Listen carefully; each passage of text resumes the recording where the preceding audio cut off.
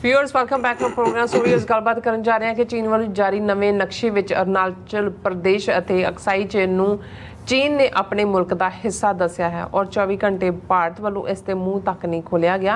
तो हुण भी भारत के विदेश मंत्री वालों डरपोकों वाली जी टिप्पणी है वो आई है। सो ये साबित करता है कि अपने लोगों सामने शेर वांग भवक मारन वाले भारती जड़े हैगे ने चीन सामने एक ਭਿੱਜੀ ਬਿੱਲੀ ਵਾਂਗ ਬਿਹੇਵ ਕਰ ਰਹੇ ਨੇ। ਸੋ ਇਸ ਬਾਰੇ ਆਪਾਂ ਗੱਲਬਾਤ ਕਰਨ ਜਾ ਰਹੇ ਹਾਂ। ਸੋ ਅਸੀਂ ਚਾਹਾਂਗੇ ਕਿ ਤੁਸੀਂ ਇਸ ਤਰ੍ਹਾਂ ਬਣੇ ਰਹਿਣਾ ਦੇਖਣ ਸੁਣਨ ਲਈ ਐਂਡ ਲਿਖਣ ਲਈ ਤੁਹਾਡਾ ਸਭ ਦਾ ਬਹੁਤ ਬਹੁਤ ਸ਼ੁਕਰੀਆ ਜੀ। ਡਾਕਟਰ ਸਾਹਿਬ ਕੀ ਕਹਿਣਾ ਚਾਹੋਗੇ?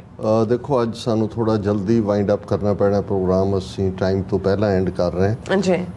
ਕੱਲ ਅਸੀਂ ਇਸ ਵਿਸ਼ੇ ਤੇ ਬੜੀ ਡਿਟੇਲ 'ਚ ਗੱਲ ਕੀਤੀ ਔਰ ਉਦੋਂ ਤੱਕ ਇੰਡੀਅਨ ਮੀਡੀਆ ਦੇ ਵਿੱਚ ਕੋਈ ਇਸ ਦੇ ਉੱਤੇ ਟਿੱਪਾ, ਅੱਜ ਤਾਂ ਬਹੁਤ ਸਾਰੇ ਉਹਨਾਂ ਦੇ ਯੂਟਿਊਬਰ ਔਰ ਡਿਸਕਸ਼ਨ ਕਿ ਜੀ ਚਾਈਨਾ ਦਾ ਕੀ 24 ਘੰਟੇ ਇਹਨਾਂ ਨੇ ਵੀ ਮੂੰਹ ਬੰਦ ਰੱਖਿਆ। ਹੁਣ ਚਾਈਨਾ ਨੇ ਜਿਹੜਾ ਲੇਟੈਸਟ ਮੈਪ ਦਿਖਾਇਆ ਉਹਦੇ 'ਚ ਉਹਨਾਂ ਨੇ ਤਾਈਵਾਨ, ਸਾਊਥ ਚਾਈਨਾ ਸੀ ਉਹ ਤਾਂ ਆਪਣਾ ਦਿਖਾਇਆ ਹੀ ਦਿਖਾਇਆ, ਔਰ ਅਰੁਣਾਚਲ ਪ੍ਰਦੇਸ਼ ਇਹਨਾਂ ਦਾ ਔਰ ਅਕਸਾਈ ਚੀਨ। ਹੁਣ ਅਕਸਾਈ ਚੀਨ ਲਦਾਖ ਦਾ ਆਲਮੋਸਟ 40,000 ਸਕੁਅਰ ਕਿਲੋਮੀਟਰ ਟੈਰੀਟਰੀ ਹੈ ਜਿਹੜੀ ਇੰਡੀਆ ਦੀ ਪਾਰਲੀਮੈਂਟ ਨੇ ਪਾਸ ਕੀਤਾ ਹੋਇਆ ਵੀ ਅਸੀਂ ਰੱਖਣੀ ਹੈ। ਉਹ ਭਾਰਤ ਮਾਤਾ ਦਾ ਸਪੂਤ ਨਹੀਂ ਜਿਹੜਾ ਵਾਪਸ ਨਾ ਲਏ।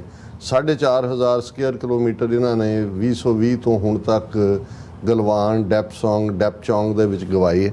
ਲੇਕਿਨ ਜਿਹੜੇ ਪਾਕਿਸਤਾਨ ਨੂੰ ਤਾਂ ਉਹਦੀ ਐਗਜ਼ਿਸਟੈਂਸ ਮਿਟਾ ਦਿਆਂਗੇ, ਨਾਮੋ ਨਿਸ਼ਾਨ ਮਿਟਾ ਦਿਆਂਗੇ। ਅਖੰਡ ਭਾਰਤ ਦਾ ਨਕਸ਼ਾ ਜਿਹੜਾ ਉੱਥੇ ਵੀ ਲਾਇਆ ਹੋਇਆ, ਜਿਹੜਾ ਨਵਾਂ ਪਾਰਲੀਮੈਂਟ ਬਿਲਡਿੰਗ ਨਾਂਗੇ ਜੇ ਪਾਂਡਿਆਂ ਕੋਲੋਂ ਪੂਜਾ ਕਰਾਈ ਹੈ।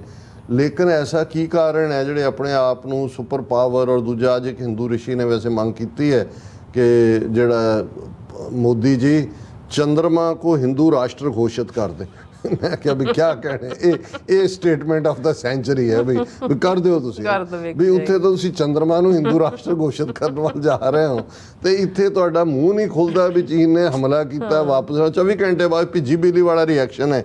ਜੈਸ਼ੰਕਰ ਨੇ ਕਿਹਾ just by putting our maps with parts of India, this doesn't change in everything, in anything.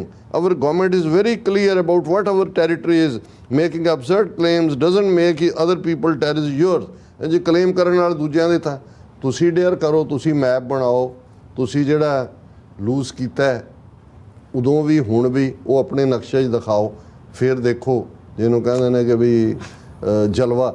ਸੋ ਕਹਿਣ ਦਾ ਮਤਲਬ ਇਹ ਹੈ ਕਿ ਵੀ ਇਹ ਬਿਲਕੁਲ ਇਹਨਾਂ ਨੇ ਚੀਨ ਇਹਨਾਂ ਨੂੰ ਜਿਹੜਾ ਹੈ ਕਹਿੰਦਾ ਨਾ ਇੱਕ ਤਾਂ ਰੈੱਡ ਟੈਗ ਦਿਖਾਉਣਾ ਹੁੰਦਾ, ਇੱਕ ਹੁੰਦਾ ਨੱਕ ਪਕੜ ਕੇ ਥੱਲੇ ਬੈਠ ਕੇ ਕਿ ਬੋਲ ਹੁਣ ਕਰੇਗਾ। ਉਹ ਫਿਰ ਹੱਥ ਜੋੜ ਕੇ ਕਹਿੰਦਾ ਹਜ਼ੂਰ ਸਾਡੇ ਮਾਈ ਬਾਪ। ਇਹਨਾਂ ਦਾ ਰਵੱਈਆ ਜਿਹੜਾ ਇਹੀ ਹੈ। ਸੋ ਤੁਸੀਂ ਕੁਇਕਲੀ ਕੁਝ ਮੈਸੇजेस ਪੜ੍ਹ ਲਓ ਕਿਉਂਕਿ ਮੈਂ ਅੱਜ ਜਲਦੀ ਜਾਣ ਦਾ ਹੈ ਜੀ। ਬਿਲਕੁਲ ਪੰਜਾਬ 1984 ਦੇ ਬਹੁਤ ਸਾਰੇ ਮੈਸੇਜ ਨੇ, ਇਹਨਾਂ ਦਾ ਆਪਾਂ ਧੰਨਵਾਦ ਕਰਦੇ ਹਾਂ। ਔਰ ਕਹਿੰਦੇ ਨੇ TV 84 ਡਾਕਟਰ ਅਮਰਜੀਤ ਸਿੰਘ ਅਤੇ ਭੈਣੀ ਲਮਖੋਰ ਜੀ, ਵਾਹਿਗੁਰੂ ਜੀ ਕਾ ਖਾਲਸਾ ਵਾਹਿਗੁਰੂ ਜੀ ਕੀ ਫਤਿਹ। ਵਾਹਿਗੁਰੂ ਤੁਹਾਨੂੰ ਚੜ੍ਹਦੀ ਕਲਾ ਬਖਸ਼ਣ। ਔਰ ਕਹਿੰਦੇ ਨੇ ਕਦੇ ਤਾਂ ਅਸੀਂ ਆਜ਼ਾਦ ਫਿਜ਼ਾਵਾਂ 'ਚ ਸਾਹ ਲੈ ਸਕਾਂਗੇ, ਬਸ ਇਸੇ ਆਸ ਨਾਲ ਜਿਉਂਦੇ ਹਾਂ। ਸੋ ਫਿਰ ਇਸੇ ਤਰ੍ਹਾਂ ਖਾਲਸਾ ਦੇਸ਼ ਪੰਜਾਬ ਜੀ ਉਹਨਾਂ ਦਾ ਹਮੇਸ਼ਾ ਮੈਸੇਜ ਹੁੰਦਾ ਫਤਿਹ ਦਾ, ਰੱਬ ਰਾਖਾ ਕਹਿੰਦੇ ਨੇ। ਫਿਰ ਖਾਲਸਾ ਰਾਜ ਜੀ ਫਤਿਹ ਬੁਲਾਉਂਦੇ ਨੇ ਔਰ ਆਜ਼ਾਦੀ ਹਾਲ ਕਹਿੰਦੇ ਨੇ। ਔਰ ਤਾਰਿਕ ਸ਼ਬੀਰ ਜੀ ਕਹਿੰਦੇ ਨੇ ਸਰ ਤੁਸੀਂ ਗ੍ਰੇਟ ਹੋ, great journalist, love and respect from Pakistan. So nice. And ਇਸੇ ਤਰ੍ਹਾਂ ਫਿਰ ਮੈਸੇਜ ਹੈਗਾ 1984 ਵੱਲੋਂ, ਕਹਿੰਦੇ ਮਸਤਾਨੇ ਫਿਲਮ ਨੂੰ ਅੱਜ ਦੇ ਸੰਦਰਭ ਵਿੱਚ ਰੱਖ ਕੇ ਵਿਚਾਰ ਕਰਨੀ ਚਾਹੀਦੀ ਹੈ।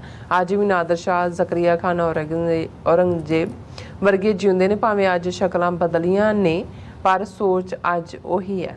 ਸੋ ਫਿਰ ਉਹਨਾਂ ਦਾ ਮੈਸੇਜ ਆ ਕਹਿੰਦੇ ਸਰਕਾਰਾਂ ਔਰੰਗਜ਼ੇਬ ਫਿਰ ਉਹਨਾਂ ਨੇ ਰਿਲੀਜ਼ ਨਹੀਂ ਸੀ ਹੋਣ ਦੇਣੀ ਜੋ ਉਹਨਾਂ ਨੇ ਜਸਵੰਤ ਸਿੰਘ ਖਾਲੜਾ ਦੀ ਫਿਲਮ 95 ਕੱਟ ਲਾ ਕੇ ਵੀ ਫਿਲਮ ਫੈਸਟੀਵਲ ਟੋਰਾਂਟੋ 'ਚੋਂ ਵੀ ਕਢਾਤਾ। ਬਿਲਕੁਲ ਜ਼ਕਰੀਆ ਵਰਗਿਆਂ ਦੇ ਰੂਪ 'ਚ ਅੱਜ ਵੀ ਜਿਉਂਦੀਆਂ ਨੇ। ਕਈ ਲੋਕਾਂ ਨੂੰ ਹੀ ਭੁਲੇਖਾ ਹੈ ਪਰ ਬਹੁਤਾਂਸ਼ ਸਿੱਖਾਂ ਨੂੰ ਸਮਝ ਆ ਰਹੀ ਹੈ ਸਾਡੇ ਨਾਲ ਕੀ ਹੋ ਰਿਹਾ।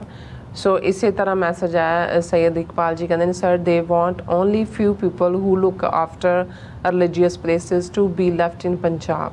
ਸੋ ਬਿਲਕੁਲ। ਔਰ ਮੈਂ ਤੁਹਾਡੇ ਤੋਂ ਹੁਣ ਮਾਈਕ ਲੈ ਲੈਣਾ ਔਰ ਇਸੇ ਦੇ ਉੱਤੇ ਹੀ ਬਿਲਾ ਨੀਲਾ ਜੀ ਦਾ ਇੱਕ ਵਨ ਲਾਈਨਰ ਕਮੈਂਟ ਹੀ ਹੈ ਕਿ ਦੁਸ਼ਮਣ ਦਾ ਮਕਸਦ ਪੰਜਾਬ ਦੀ ਜ਼ਮੀਨ ਬੰਜਰ ਤੇ ਔਲਾਦ ਕੰਜਰ। ਔਰ ਇਹ ਵਨ ਲਾਈਨਰ ਇਹੀ ਉਹਨਾਂ ਦਾ ਅਲਟੀਮੇਟਲੀ ਮਕਸਦ ਹੈ ਕਿ ਤੁਸੀਂ ਬਦ ਅਖਲਾਕ ਲੋਕ ਪੈਦਾ ਕਰੋ ਔਰ ਜਿਹੜੀ ਤੁਹਾਡੀ ਧਰਤੀ ਦੀ ਫਰਟੀਲਿਟੀ ਹੈ ਉਸ ਨੂੰ ਵੀ ਖਤਮ ਕਰ ਦਿੱਤਾ ਉਹਨਾਂ ਨੇ। ਔਰ ਸਾਡੇ ਵੀਰ ਸੋਹਣ ਸਿੰਘ ਮਾਲ, ਅਵਤਾਰ ਸਿੰਘ, ਦਵਿੰਦਰ ਸੰਧੂ, ਔਰ ਰਿੰਕੂ ਚਾਲ ਉਹਨਾਂ ਨੇ ਇੱਕ ਟਵੀਟ ਭੇਜਿਆ, ਮੈਂ ਬਾਅਦ ਚ ਕੱਲ ਡਿਸਕਸ ਕਰਾਂਗਾ ਇਹਦੇ ਤੇ। ਉਹਦੇ ਚ ਉਹਨਾਂ ਨੇ ਦੱਸਿਆ ਵੀ ਭਾਰਤ ਦੇ ਭਵਿੱਖ ਚ ਕਿੰਨੇ ਟੁਕੜੇ ਹੋਣਗੇ। ਔਰ ਇਸੇ ਤਰ੍ਹਾਂ ਮਨਿੰਦਰ ਸਿੰਘ ਪਰਦੇਸੀ ਜੀਵਾਤਮਾ ਗੁਲਾਮ ਨਾ ਰਹੋ ਦੀ ਆਈਡੀ ਤੋਂ ਸਾਡੇ ਵੀਰ ਦੀਪ ਸਿੰਘ ਹਮੇਸ਼ਾ ਵਾਂਗ ਅੱਜ ਹਾਜ਼ਰ ਨੇ। ਜੀ ਡਾਕਟਰ ਸਾਹਿਬ ਤੁਹਾਡਾ ਬਹੁਤ ਬਹੁਤ ਸ਼ੁਕਰੀਆ। ਇਸ ਤਰ੍ਹਾਂ ਆਪਣੇ ਵਿਊਅਰਸ ਕੋਲ ਨੇ ਇਜਾਜ਼ਤ। ਵਿਊਅਰਸ ਸਾਡੇ ਪ੍ਰੋਗਰਾਮ ਦਾ ਸਮਾਂ ਇੱਥੇ ਸਮਾਪਤ ਹੁੰਦਾ ਹੈ। ਤੁਸੀਂ ਆਪਣੀ ਰਾਏ ਤੇ ਸੁਝਾਅ ਸਾਨੂੰ ਭੇਜਣਾ ਭੁੱਲਣਾ ਸਾਡੇ ਇਸ ਪਤੇ ਤੇ sos@tvreporter.tv ਤੇ ਅਸੀਂ ਆਪਣਾ ਪ੍ਰੋਗਰਾਮ ਲਾ ਕੇ ਫਿਰ ਦੁਬਾਰਾ ਤੁਹਾਡੇ ਸਾਹਮਣੇ ਹੋਵਾਂਗੇ। ਤਦ ਤੱਕ ਲਈ ਮੈਨੂੰ ਤੇ ਆਪਣਾ ਸੁਣਾ ਗਿਆ ਦਿਓ। ਦੇਖਦੇ ਰਹੋ TV ਰਿਪੋਰਟ। ਬੁਲਾ ਦਿਓ ਫਤਿਹ। ਵਾਹਿਗੁਰੂ ਜੀ ਕਾ ਖਾਲਸਾ, ਵਾਹਿਗੁਰੂ ਜੀ ਕੀ ਫਤਿਹ। ਰੱਬ ਰਾਖਾ।